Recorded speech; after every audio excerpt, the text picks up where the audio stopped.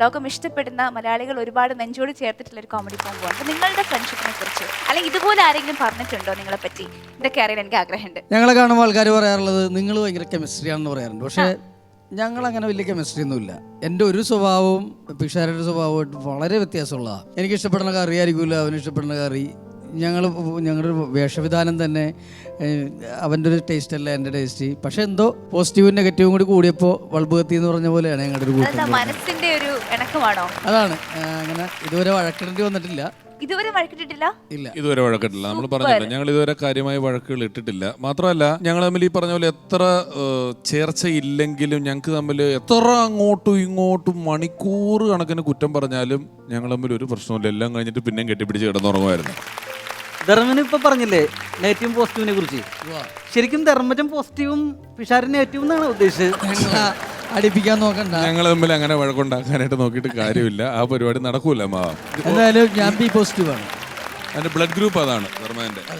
ഞങ്ങൾ ഇവിടുന്ന് തിരുവനന്തപുരത്ത് ഷൂട്ടിങ്ങിന് പോകുന്ന ഒരു സമയത്ത് രാവിലെ അവിടെ എത്തിക്കഴിഞ്ഞാൽ രാത്രി വോൾവോ ബസ്സിന് പോയി തുടങ്ങി. പിന്നെ വോൾവോ ബസ്സിന് പോയി തുടങ്ങി കഴിഞ്ഞപ്പം ഞങ്ങൾ അവിടെ രാത്രി ഒരു 2 മണിക്കോ 3 മണിക്കോ ഒക്കെ എത്തിയ പിന്നെ ഒരു 9 മണിക്കൊക്കെയാണ് ഷൂട്ടിങ്. ഈ ഒരു 4 മണിക്കൂർ ഞങ്ങൾ കെട്ടിപ്പിടിച്ച് കിടന്നൊരു ഉറക്കം ഉണ്ടായിരുന്നു. ഏകദേശം 5-6 വർഷം ഇവന് ഞാനും കൂടെ. അടക്കെന്ന് പറഞ്ഞു കഴിഞ്ഞാൽ ഞങ്ങളുടെ ഭാര്യമാരെ കൂടി കിടന്നേക്കാളും കൂടുതൽ ഞങ്ങൾ ഒരുമിച്ചായിരുന്നു.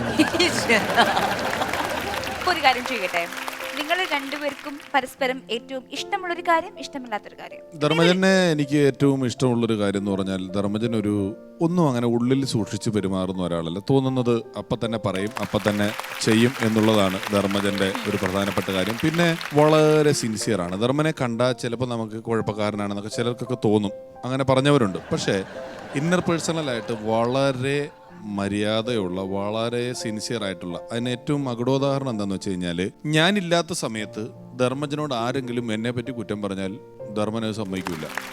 തിരിച്ചും ചില ആൾക്കാർ അങ്ങനെ പറയുമല്ലോ, വന്നിട്ട് കുറ്റം പറഞ്ഞു കഴിഞ്ഞാൽ നമ്മൾ അത് ഇതുവരെ എത്ര വലിയ ആൾ പറഞ്ഞാലും ഞങ്ങൾ അങ്ങോട്ടും ഇങ്ങോട്ടും അതിനെ ഓട്ടോമാറ്റിക്കലി ബോധപൂർവ്വം ചെയ്യുന്നതല്ലാതെ സമ്മതിക്കാറില്ല. ധർമ്മനെ പറ്റി എന്നോട് വന്ന് പറഞ്ഞാൽ ഞാനും എതിർക്കാറുണ്ട്, എന്നെ പറ്റി അവനോട് പറഞ്ഞാൽ അവനും എതിർക്കാറുണ്ട്. അങ്ങനെ ഒരു സിൻസിയർ ആയിട്ടുള്ള മനുഷ്യനാണ് ധർമ്മജൻ.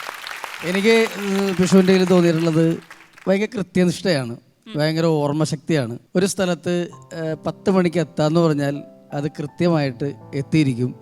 ചെയ്യാം എന്ന് പറയുന്ന കാര്യങ്ങൾ കൃത്യമായിട്ട് ചെയ്തിരിക്കും. അത് അതിന് ഒരു താമസം വെക്കലില്ല. ഏറ്റാൽ ഏറ്റതാണ്, ചെയ്തിരിക്കും. അതാണ് എൻ്റെ ഒരു ഇഷ്ടപ്പെട്ടൊരു സ്വഭാവം എന്ന് പറഞ്ഞാൽ അതാണ്. പിന്നെ എനിക്ക് അത്രയ്ക്ക് വലിയ ഓർമ്മശക്തി ഇല്ലാത്ത ആളാണ്.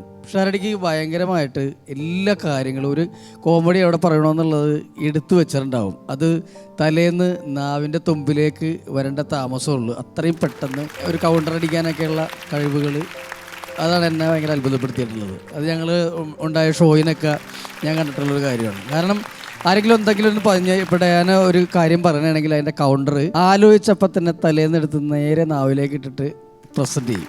അതൊരു വലിയ കാര്യം.